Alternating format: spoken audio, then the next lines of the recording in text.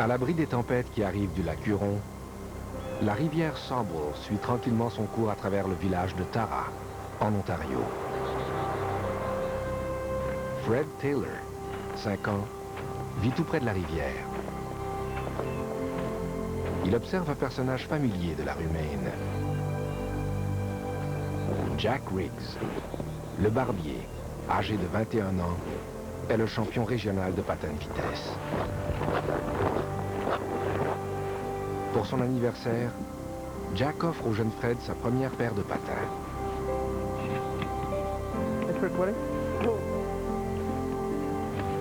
Jack Riggs était une personne très importante dans ma vie. Je ne l'ai jamais oublié.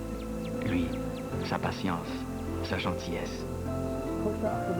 Je ne savais pas ce que c'était un héros à cette époque, mais je pense qu'il a été mon tout premier. Fred ne se doute pas que ce cadeau lui apportera un jour la richesse, la gloire et l'amour.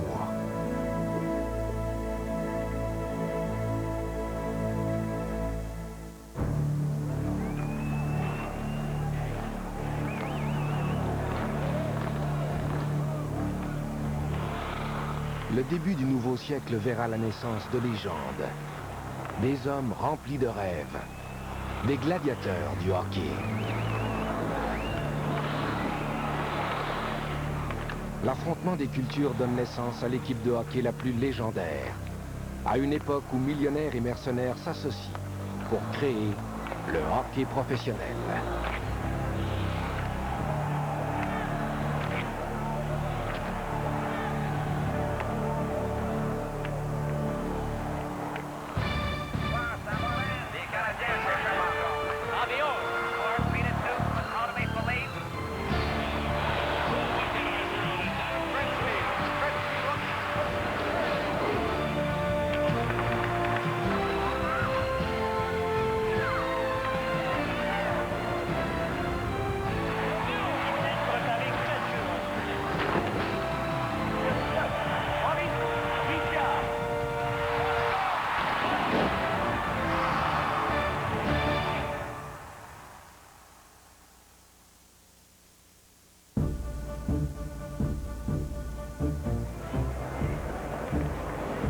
En 1900, le Canada est en pleine effervescence. Il y règne un esprit de confiance sans limite et l'industrie est en plein essor. C'est le début de l'urbanisation. Les petits ateliers deviennent des usines et les magasins des empires.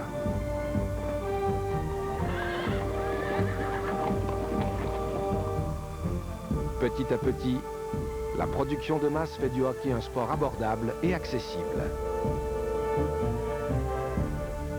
Donc on peut se commander des patins dans le catalogue et un chandail et un bâton qui sont plus confectionnés par les Micmac mais faits en usine. Mais on a aussi des endroits où on peut aller jouer plus ou moins gratuitement. Et donc tout ça fait en sorte que Monsieur Tout-le-Monde peut commencer à penser jouer au hockey.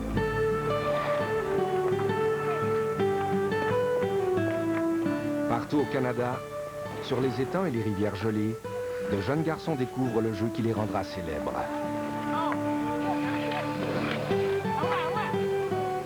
Près des usines de coton de Valleyfield, au Québec, Didier Pitre et Jean-Baptiste Laviolette peuvent jouer des heures et des heures avec leurs bâtons et leurs patins achetés par correspondance. Pour le reste, ils improvisent.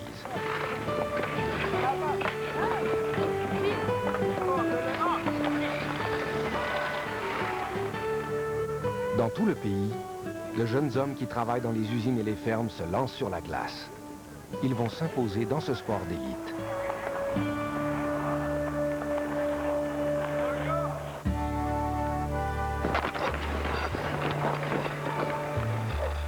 À Listowel, une petite ville de l'Ontario, les enfants pauvres jouent sur la porcherie, une mare juste à côté de l'abattoir.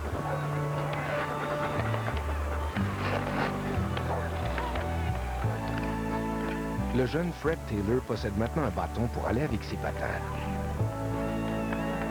J'ai joué sur pas mal de patinoires depuis, mais rien ne valait la porcherie de l'époque.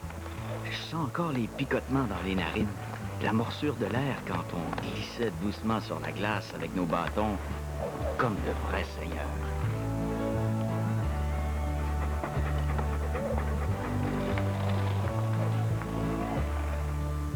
Frederick Wellington Taylor est le fils d'un vendeur de charrues itinérant.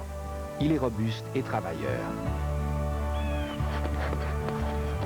Fred Taylor parcourt la rivière Maitland, longue de 26 km, pour développer ses jambes. Dès l'âge de 16 ans, il est rapide et solide. Il jouit déjà d'une certaine renommée.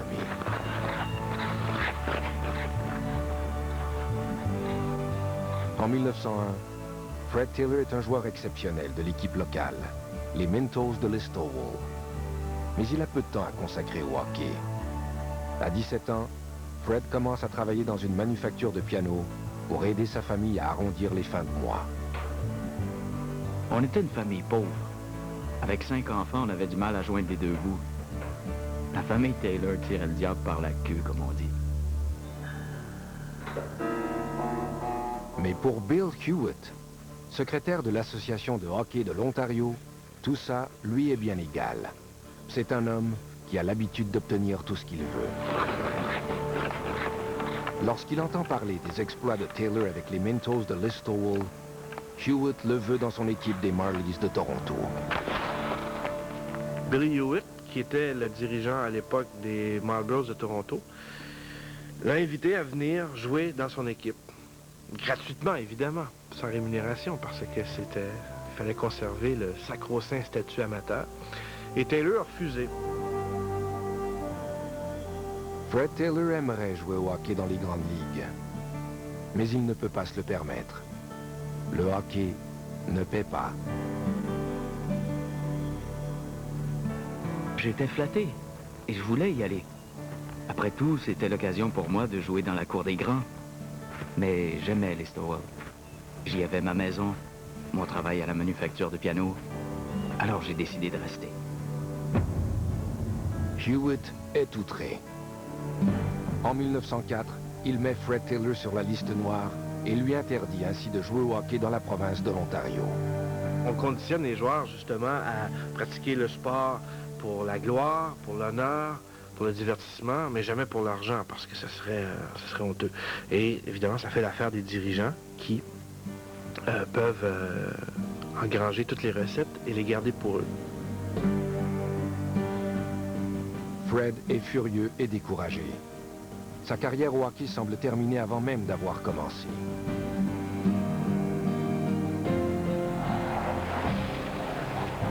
Mais à quelques centaines de kilomètres de là, le jeu est sur le point de prendre une nouvelle tournure. Et Taylor sera au cœur de l'action.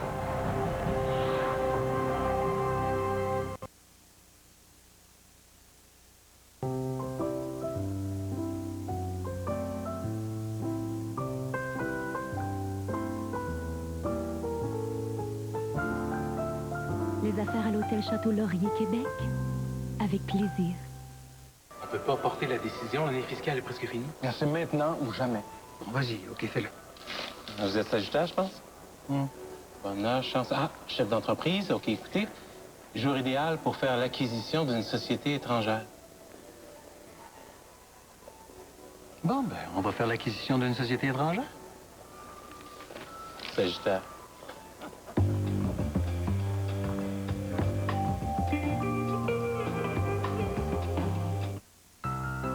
Les Laurentides vous invitent à vivre la magie de l'hiver dans nos villages animés. On vient s'évader sur les pentes ou dans les sentiers. On se fait cajoler dans les spas, chouchoutés par les hôteliers, les aubergistes, gâtés par nos chefs. On respire l'hiver et on se fait plein de souvenirs. Qu'est-ce qu'on attend? Les Laurentides. Laurentides.com. La série 5e salle de la Place des Arts. Ça vous rentre dans le corps. Du 22 janvier au 1er février, Molora. Une brûlante transposition de la tragédie d'Électre et Oreste dans l'Afrique du Sud post-apartheid. Un spectacle présenté en anglais et créé par la compagnie de théâtre sud-africaine The Farber Foundry. Renseignements, laplacedesarts.com. Il s'emballe. La facture, cette semaine, statut assez bon. Hey, j'aime donc bien ça, moi, ce cabine-ci. Il s'emporte. La télévision, c'est de la télévision, mais c'est bon ou c'est mauvais? Moi, j'ai beaucoup haï ça. Il parle de télé en toute liberté. J'ai hâte de vous entendre sur Occupation Double. Alors, j'ai vécu un moment télé. Je ris. Ah, moi, ce que j'adore, c'est le sourire en coin, c'est l'irrévérence. C'est ça le fun. Ne manquez pas. C'est juste de la TV? Oui, c'est juste de la TV. Animé par André Robitaille, les vendredis 21h, sur RTV. Mercredi. Je pensais que je pourrais donner ça ici. Il y a ceux qui donnent. Lui, je peux le laisser partir. Ah, ben voilà. Merci beaucoup, Andorra. Et ceux qui redonnent une autre vie. L'exploration. On touche, on prend, puis on transforme. C'est vraiment impressionnant. Avec Emmanuel Bilodeau, les objets des stars deviennent des œuvres d'art à vente de garage. Les mercredis 19h sur RTV.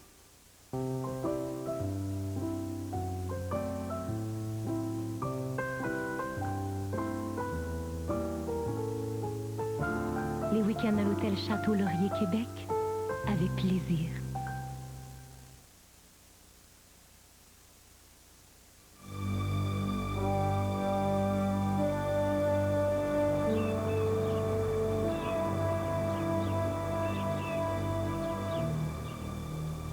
Sur la rive sud du lac supérieur dans le Copper Country au Michigan, on dit qu'il y a deux saisons.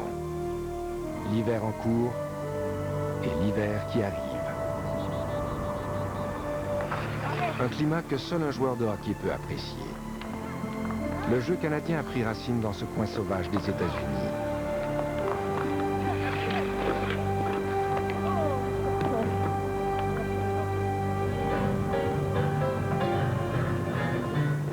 À l'aube du nouveau siècle, l'ère de l'électricité a créé une forte demande de cuivre. Les nombreuses mines du nord du Michigan attirent des milliers d'immigrants cherchant à tirer profit de ce filon.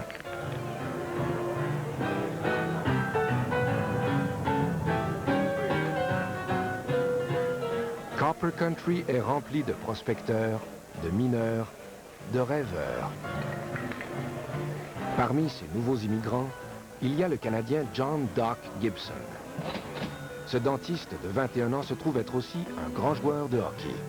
Il se joint à l'équipe de hockey amateur locale, les Lakers de Portage, et bâtit sa vie dans le Copper Country.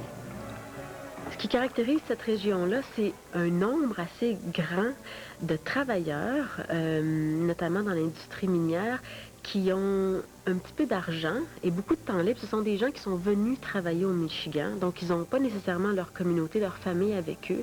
Leurs temps libres sont un peu ouverts, si on peut dire. Ils ont un peu d'argent de poche pour dépenser ça durant leur temps libre. Donc, les matchs de hockey deviennent un divertissement, deviennent le genre de showbiz qui est très couru par ces travailleurs-là.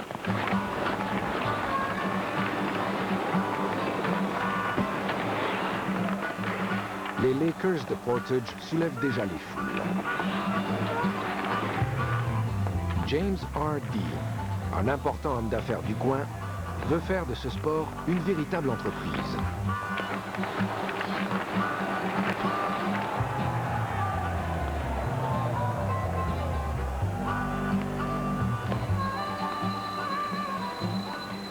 En 1902, Dee construit un aréna qui a des allures de château avec des tours, qu'il appelle l'Amphidrome. James Dee se vante de posséder la plus grande patinoire intérieure des États-Unis. Il n'y a rien de comparable dans le monde, à mon humble avis. Et j'espère que les gens seront convaincus avant la fin de la saison. Maintenant, on garantit à notre public qu'il en aura pour son argent. Pour remplir son nouvel aréna, Dee met au point un plan audacieux. Dans cette région isolée, il crée la première ligue de hockey professionnelle du monde. La professionnalisation du hockey fait qu'on est payé pour jouer, donc on peut se consacrer à ce sport-là. Le hockey peut devenir un métier, peut devenir une carrière. Donc on n'est pas un ouvrier qui essaie de se trouver du temps pour jouer au hockey, on est un ouvrier du hockey, si je peux dire. Donc ça ouvre le hockey, ça ajoute à la démocratisation de ce sport-là comme d'autres sports au même moment.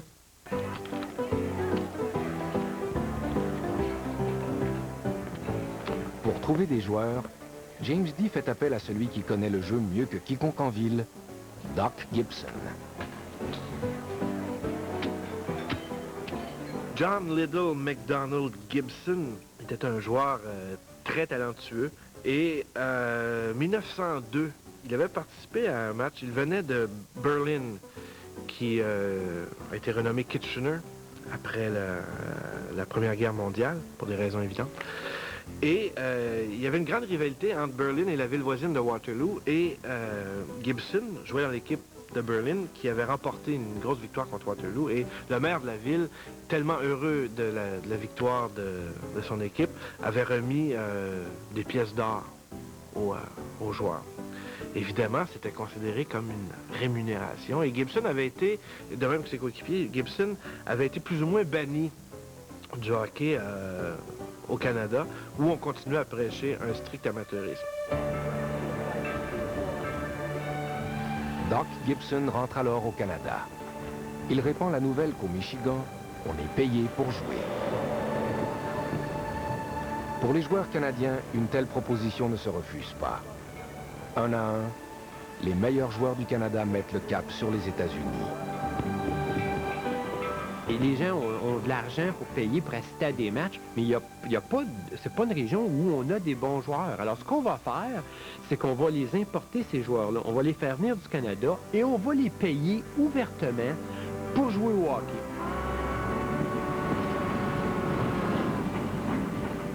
Les deux amis d'enfance de Valleyfield seront parmi les premiers à partir. Jack Laviolette a maintenant 26 ans. C'est un meneur. Et le grand Didier Pitre, adoré des fans de Montréal pour ses extravagances.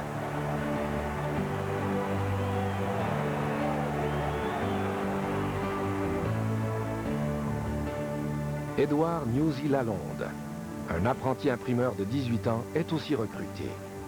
Il quitte Cornwall en Ontario avec seulement un billet de train en poche. Son premier match professionnel au Michigan est éprouvant. On m'a donné un uniforme et un équipement. Un pantalon de rugby matelassé devant et derrière, un chandail qui m'arrivait aux genoux, des bottes tout trouées et des patins 2 fois trop grands.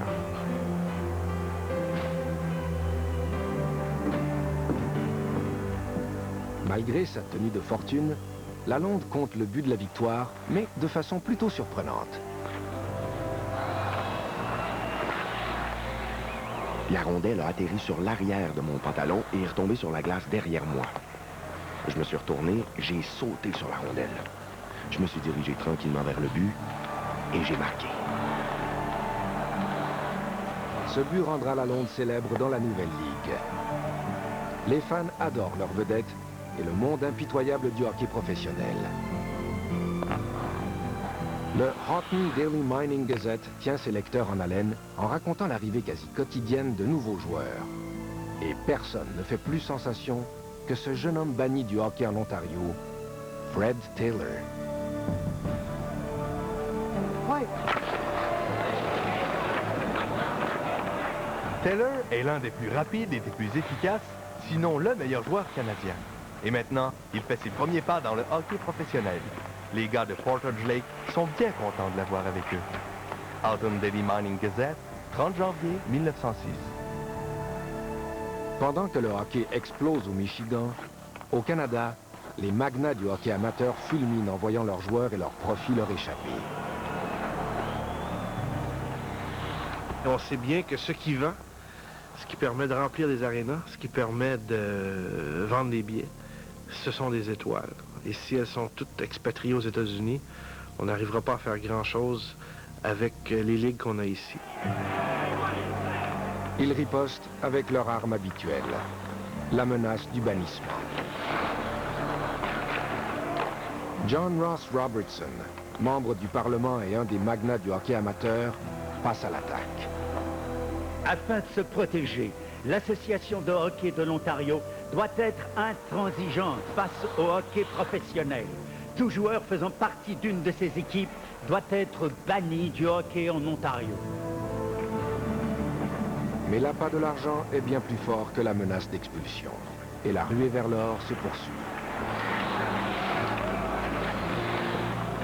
De 1904 à 1907, Le hockey professionnel est si populaire au Michigan que la Société des chemins de fer met à la disposition des supporters des voitures supplémentaires pour qu'ils puissent aller assister aux matchs. Et pour les parieurs, le téléphone permet de suivre les matchs dans les hôtels et les bars.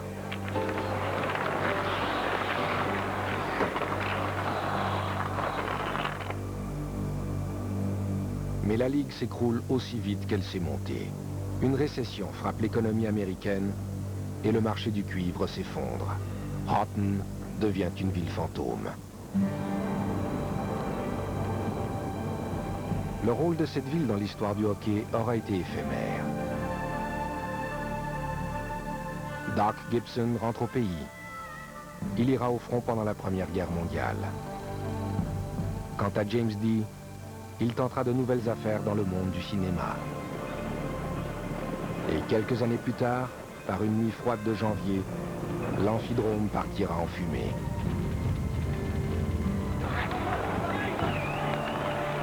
Après cette expérience dans le nord du Michigan, il n'est plus possible de faire marche arrière. Rien ne pourra faire disparaître le hockey professionnel.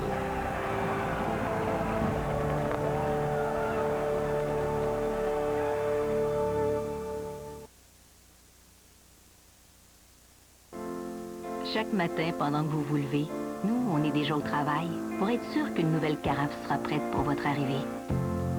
C'est comme ça qu'on peut vous servir un café les plus frais. Ça fait déjà un bout de temps qu'on commence nos journées ensemble. C'est pour ça qu'on est toujours content de vous faire plaisir, de toute façon. Vous nous le rendez bien. Mimi, je sais pas ce que je ferais sans toi. Moi non plus. Quand le café est frais fait toutes les 20 minutes, ça commence la journée du pompier. Voici le sommeil REH pour la peau. Il régénère l'apparence, unifie le teint et hydrate. La nouvelle crème de nuit Definity de Olay redonne à votre peau sa luminosité en atténuant l'apparence des décolorations. Vous dormiez, mais nous avons travaillé sans relâche.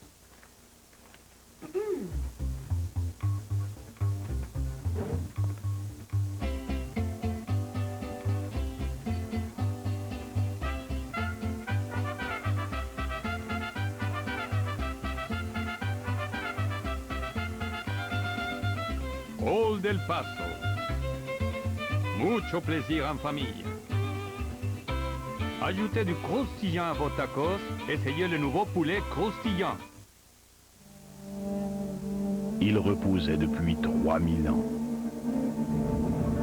La plus grande cache de momies jamais trouvée. Quel mystère leurs tombeaux révéleront-ils? Balayer la poussière du temps. Momies, secret des pharaons.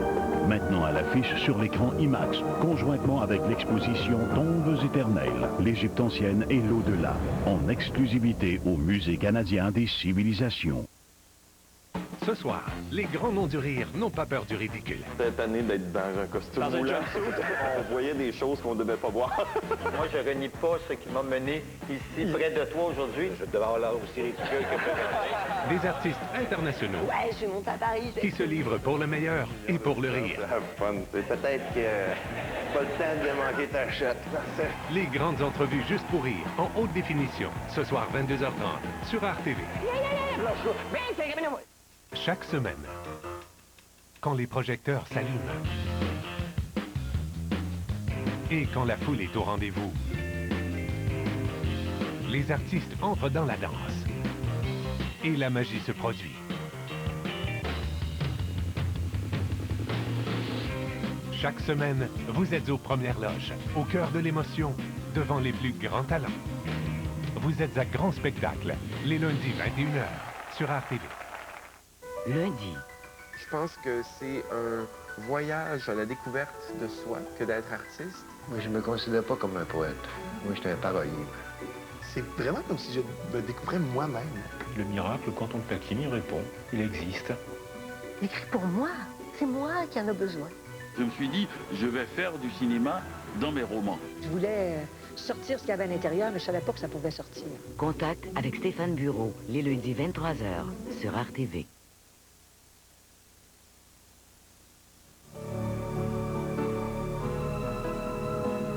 En 1907, les Thistles de Kenora rapportent chez eux la Coupe Stanley. Pour fêter l'événement, on organise un défilé dans la rue principale. Mais Kenora sera la dernière équipe d'une petite ville à remporter la coupe. Le succès du hockey professionnel aux États-Unis va obliger les équipes canadiennes à entrer dans le jeu de l'argent. Et les villes comme Kenora ne seront plus de taille à rivaliser. C'est la dernière équipe amateur à avoir gagné la Coupe Stanley. Et on voit bien qu'avec le retour des joueurs des États-Unis, il sera pratiquement impossible d'être vraiment compétitif sans l'apport de professionnels.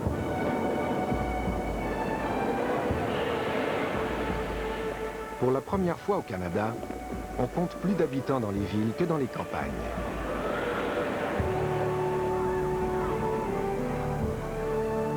Ottawa est une ville ouvrière qui lutte pour devenir une capitale moderne. Hommes politiques et bureaucrates travaillent dans les nouveaux bâtiments du gouvernement, alors qu'à 2 pas de là, de l'autre côté de la rivière, les ouvriers d'usine de la Eddy Match Company peinent à la tâche.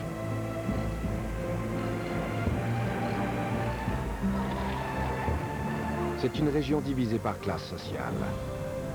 Mais la patinoire est le terrain commun.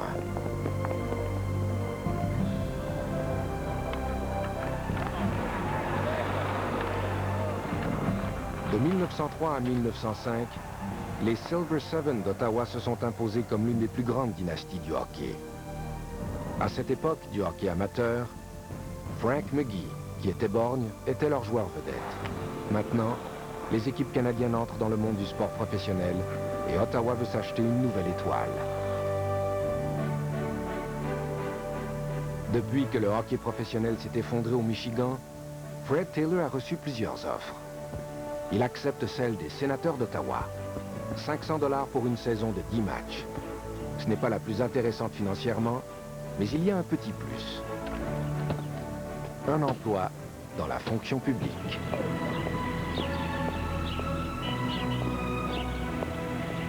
Taylor, il était le meilleur joueur de son époque. Il connaissait sa valeur. Et moi, je ne vois pas comment on peut lui reprocher d'avoir essayé d'en tirer sa subsistance.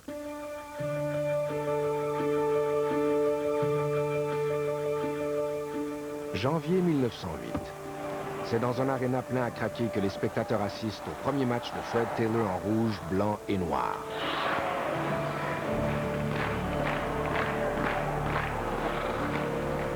Le Ottawa Citizen est emballé devant les efforts de Taylor contre les Wanderers de Montréal.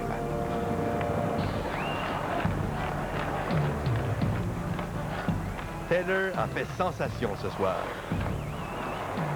On n'a jamais vu un tel jeu défensif et un tel effort individuel sur la ligne d'attaque auparavant à Ottawa.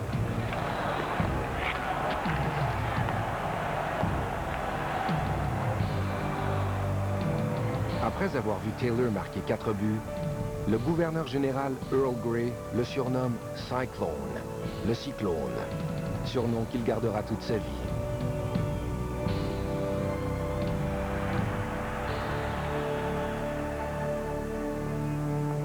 Ce soir-là, mademoiselle Thurza Cook assiste aussi au match dans les gradins. Cette beauté à la chevelure rousse est secrétaire pour le gouvernement. Lors d'une fête de bureau sur le canal Rideau, Fred propose à la jeune femme d'aller patiner.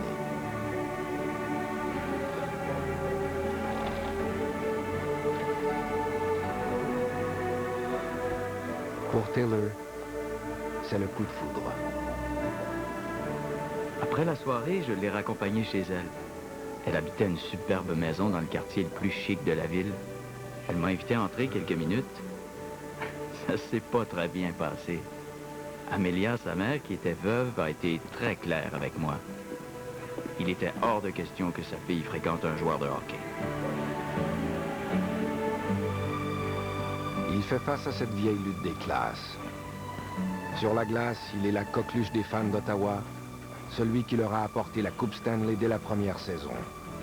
En dehors de la glace, il n'est que le fils d'un vendeur de charrues itinérant. Mais Fred Taylor a trouvé le grand amour. Il espère bien prouver à Madame Cook qu'il est à la hauteur. Il fait le serment de gagner 10 000 $ avant de demander la main de Thurza. Et le petit gars de famille modeste sait comment gagner cet argent.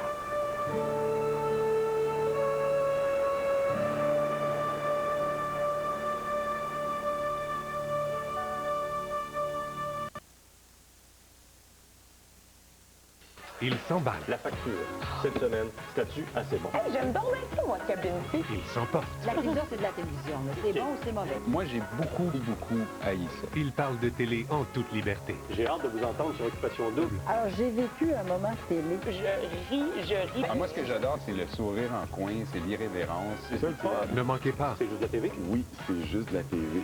Animé par André Robitaille, les vendredis 21h, sur RTV. Vendredi, Vous restez tous les deux dans la voiture et vous ne bougez pas. le premier jour, c'est la disparition. Le troisième jour, c'est la consternation. J'arrive toujours pas à croire que tout ça est en train de se passer.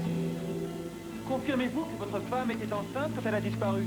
Au jour 28, des indices apparaissent et disparaissent. Après un mois d'enquête, l'attente devient insupportable. Puis un jour, tout s'éclaire. Tu peux tout me dire. Un drame policier en 5 épisodes. 5 jours, les vendredis 19h30 sur RTV.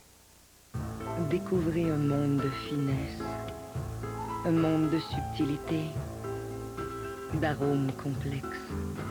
Laissez-vous envoûter. Découvrez ce que la Terre a de meilleur à offrir, le charme des Tarnages.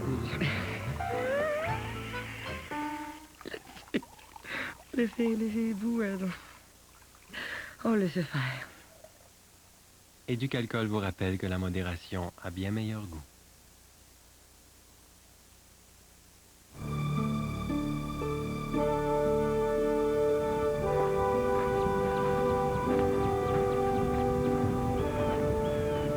À quelques kilomètres de la capitale, le long de la rivière Outaouais, le sénateur M.J. O'Brien est sur le point de bouleverser le hockey professionnel et par la même occasion, de créer l'équipe de hockey la plus légendaire de l'histoire.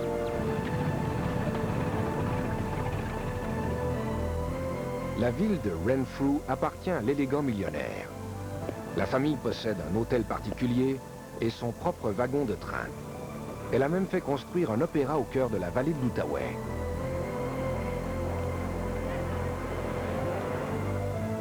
Le sénateur possède aussi une équipe de hockey, les Creamery Kings de Renfrew, nom inspiré de l'usine laitière locale. Ils ont remporté 5 championnats locaux d'affilée. Maintenant, O'Brien vise la Coupe Stanley. Mais elle est sous le contrôle des propriétaires d'Ottawa et de Montréal qui n'ont plus aucun intérêt pour les petits arénas générant de petites recettes.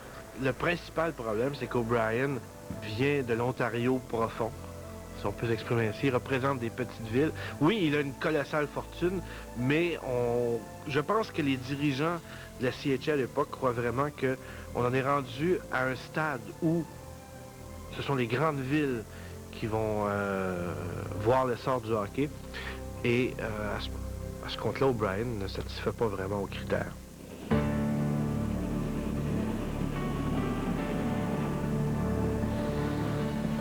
Le sénateur envoie son fils de 24 ans, Ambrose O'Brien, à Montréal pour tenter une dernière fois de faire entrer les Creamery Kings dans la Grande Ligue.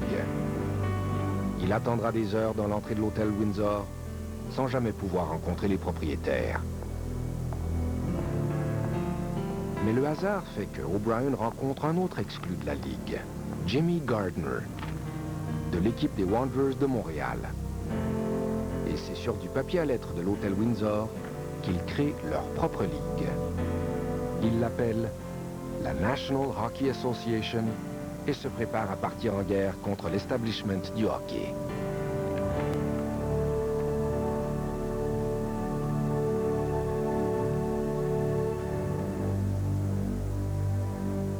La stratégie de O'Brien est de faire des Creamery Kings de Renfrew une équipe si forte qu'elle aura toutes les chances de remporter la Coupe Stanley.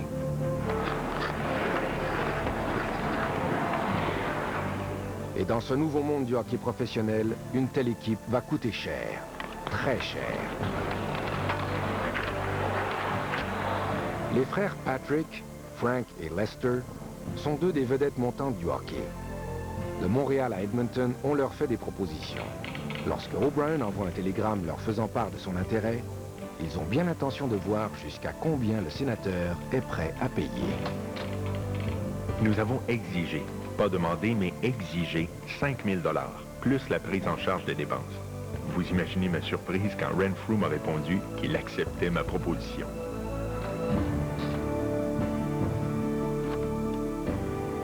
Lorsque les frères Patrick signent le contrat, la nouvelle fait la une. Avec O'Brien, pas de demi-mesure.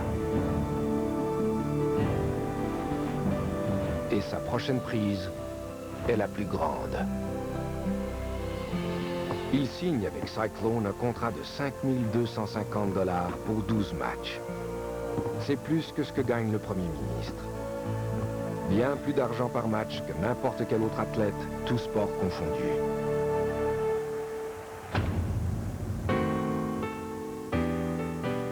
Une fois l'équipe de O'Brien constituée, la masse salariale est si élevée que les Creamery Kings de Renfrew sont connus sous le nom des millionnaires. Mais pour assurer le succès de la Ligue, il faut plus que des millionnaires. Il faut une rivalité. On en trouve une à Montréal. L'éternel affrontement entre francophones et anglophones. Les rivalités ethniques ou de ville ou nationales sont des rivalités qu'on aime suivre, auxquelles on s'identifie. Mais à prime abord, la création d'une équipe entièrement francophone était surtout dans l'option d'un développement public, beaucoup plus que pour créer une rivalité. Je pense que c'est par la suite, une fois que l'équipe a été mise sur pied, qu'on s'est rendu compte que ces rivalités-là pouvaient être intéressantes.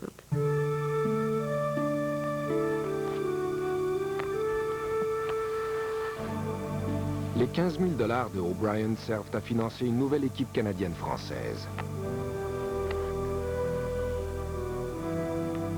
Au début, il joue en bleu et blanc. Mais le grand C est bien là. Il s'appelle le Canadien.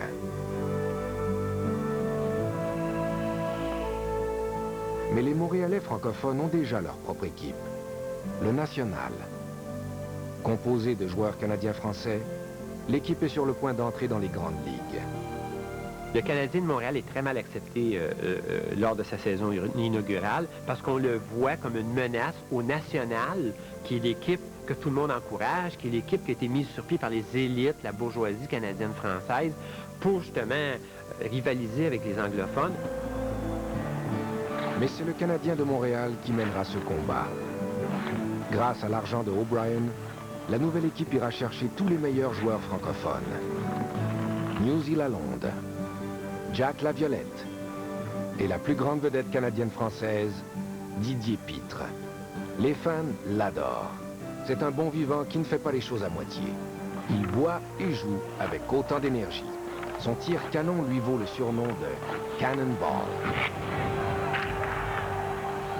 Mais l'équipe qui deviendra l'une des plus grandes franchises du sport de l'histoire connaît des débuts difficiles au sein de sa propre communauté. Ce qu'on reproche aux Canadiens, c'est d'abord de n'être qu'un pion dans l'empire O'Brien, c'est-à-dire une équipe de Canadiens français qui va remplir l'aréna, qui va créer un sentiment d'appartenance chez les francophones, mais qui, dans le fond, ne fait que renflouer les coffres d'O'Brien. Et d'autre part, cette attitude-là un peu cavalière qui amène très rapidement, d'ailleurs, la disparition du national et qui fait en sorte que le Canadien est la seule équipe francophone. La presse francophone est sans pitié.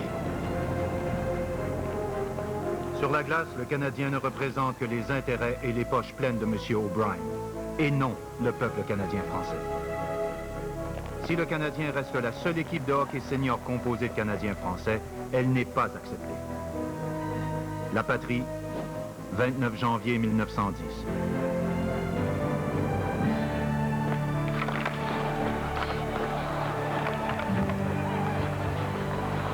Mais très vite, le Canadien de Montréal, avec les exploits de Pitre, Lalonde et Laviolette, gagnera le cœur des Canadiens français. En raison de leur vitesse et de leur finesse de jeu, on les baptise les Flying Frenchmen, un nom de légende que les futures vedettes du Canadien porteront fièrement.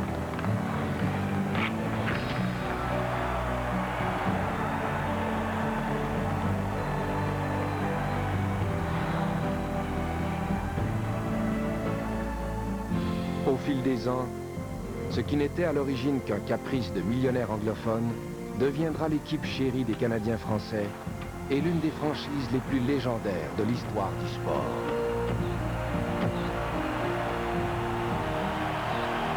C'est terminé! Victoire du Canadien de Montréal!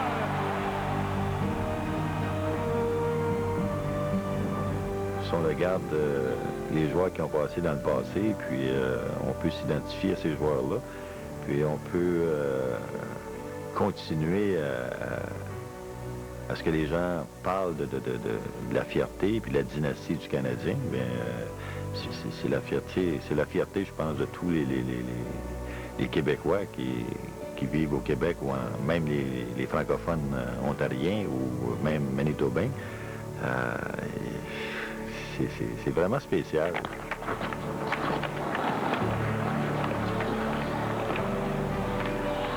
Jamais le sénateur O'Brien n'avait imaginé un tel succès pour le Canadien de Montréal, ni ce qu'allait devenir sa Ligue rebelle. En 1917, elle deviendra la Ligue nationale de hockey. Mais ce qu'il voulait à tout prix, il ne l'a jamais obtenu. Les millionnaires de Renfrew ne gagneront jamais la Coupe Stanley. Ils mettront la clé sous la porte après 2 saisons.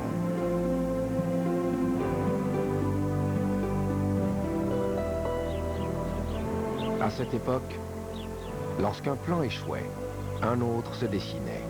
Et l'un des plus audacieux est sur le point de voir le jour sur la côte pacifique du Canada.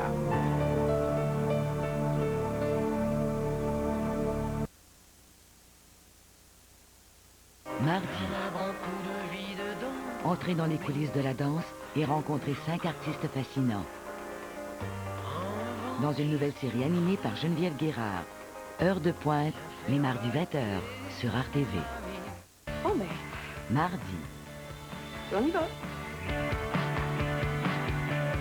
Vous voulez tout savoir sur Macha? Tout connaître sur Eric? Tout apprendre sur Valérie?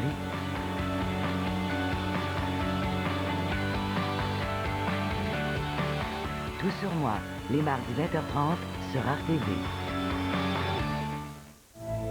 Durant une longue traversée vers Vancouver, 2 étrangers se croisent. Valérie Caprisky, Jean-François Pichette, dans un film de Léa Paul, où désir et destin avancent dans la même direction. Mouvement du désir, mardi 21h.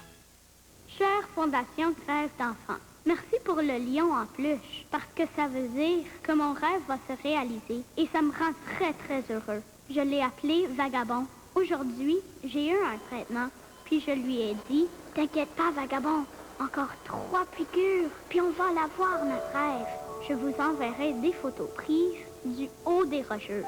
Amitié, Michel. Imaginez la puissance d'un rêve. Donnez généreusement.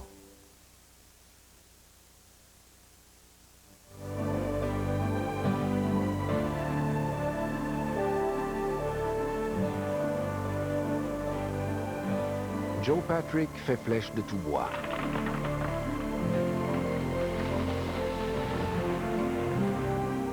Le marché explose en Colombie-Britannique.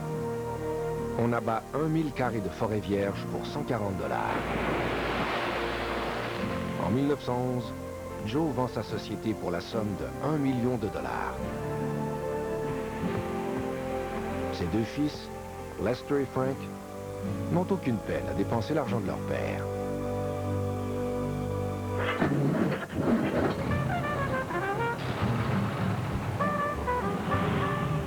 Frank s'achète un roadster flambant neuf. Mais les 2 garçons ont des projets bien plus grands.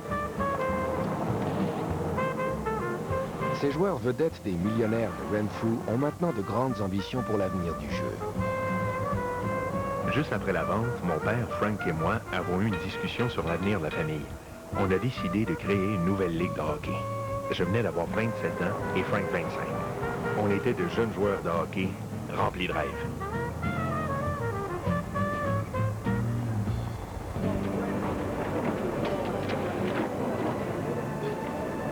Les Patrick dessinent des plans d'aréna pour Victoria et Vancouver. Grâce à l'électricité, on peut maintenant fabriquer de la glace à tout moment, par n'importe quel temps. Dorénavant, le hockey n'a plus aucune limite. En décembre 1911, la famille Patrick inaugure l'Arena Denman, la plus grande patinoire artificielle du monde. Un mois plus tard, ils lancent la Pacific Coast Hockey Association. Ils ont la glace, la ligue. Maintenant, il leur faut des joueurs. Comme c'est presque devenu une tradition dans le hockey, les Patrick partent pour l'Est, bien décidés à faire une razzia. Le Ottawa Free Press dénonce une guerre des surenchères. Les magnats de la côte du Pacifique ont gagné gros face aux ligues de l'Est. Ils ont déjà fait main basse sur 8 vedettes exceptionnelles de l'Est et ils ont fait exploser des salaires. Ottawa Free Press, 21 novembre 1912. Les mercenaires du hockey passent de nouveau à l'action. Les Patrick recrutent leurs anciens coéquipiers, Edward Newsy Lalonde et Didier Cannonball Pitre. Mais Frank Patrick a plus de mal à convaincre la grande vedette du hockey. Cher Fred, dès le départ, on a pensé à Taylor pour notre ligue. Ici, tout se passe très bien. Il était notre priorité. Dommage que tu ne sois pas là. Ça n'était qu'une question de temps, Frank. En tout juste 6 ans, le plus grand joueur de hockey a porté l'uniforme de 3 équipes professionnelles. Et à 27 ans, il est devenu un fin négociateur.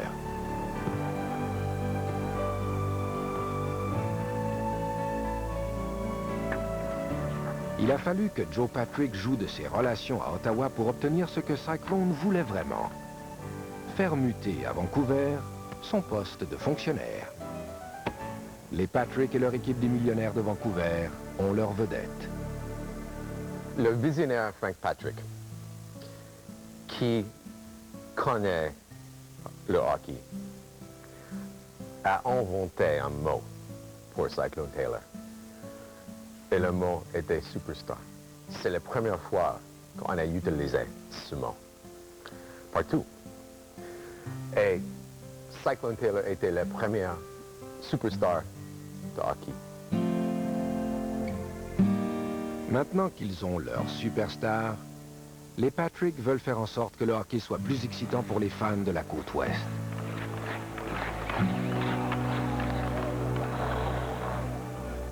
Déjà, à l'époque de l'internat à Renfrew, Cyclone était subjugué par les grandes idées de Frank et Lester. Pendant le dîner, les sujets de conversation tournaient toujours autour du hockey. Frank était là avec ses idées et ses visions. Lester les enjolivait. Et nous autres, on était assis et on écoutait avec le plus grand respect. Bien sûr, aucun d'entre nous n'avait imaginé que Frank et Lester allaient changer le jeu à ce point.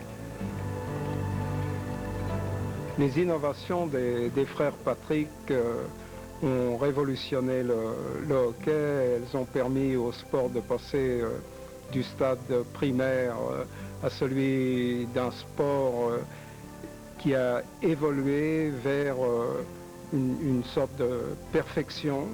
La preuve, c'est que leurs règles sont toujours appliquées aujourd'hui. Elles sont toujours valides, avec peut-être quelques petites nuances et quelques petites variations. Leur première grande innovation, inscrire les numéros sur les chandails pour permettre aux fans de suivre les joueurs. Ils autorisent les gardiens de but à s'agenouiller pour arrêter un tir. Et, connaissant l'effet spectaculaire du duel, ils créent le tir de pénalité.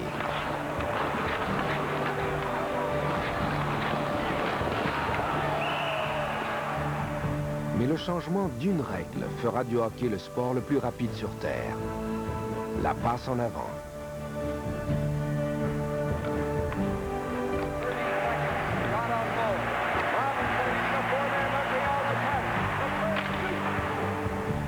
And then when you could make the pass, the game opened up and flourished. And I mean that in a way, in a great way. So as the game opened up and you're able to pass it from here, A to B to C, that completely changed the whole mindset of playing the game of hockey. Des points d'assistance, des changements de ligne, des équipes réserves, un système d'éliminatoire, une troisième période. Grâce au frère Patrick, le hockey entre dans l'ère moderne.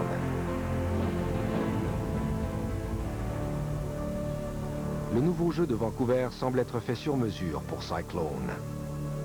En 1915, il mène les Millionnaires à la victoire face aux Sénateurs d'Ottawa. Pour la première fois, la Coupe Stanley arrive sur la côte ouest. Pour le joueur le plus convoité du hockey, fini les voyages. Il a presque 10 000 $ en banque et la mère de sa fiancée cède enfin. Après avoir fait la cour à Thurza pendant 6 longues années, la superstar du hockey épouse enfin sa bien-aimée. Cyclone et sa femme s'installent à Vancouver.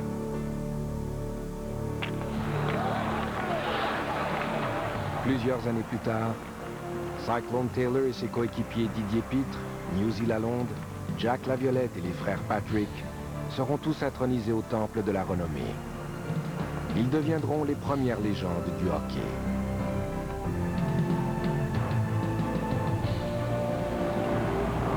Les rêveurs, les magouilleurs et les stars ont fait de ce jeu une véritable passion nationale. Ce sport, à l'origine pratiqué par des garçons de bonne famille, est devenu un spectacle de divertissement sur le point de percer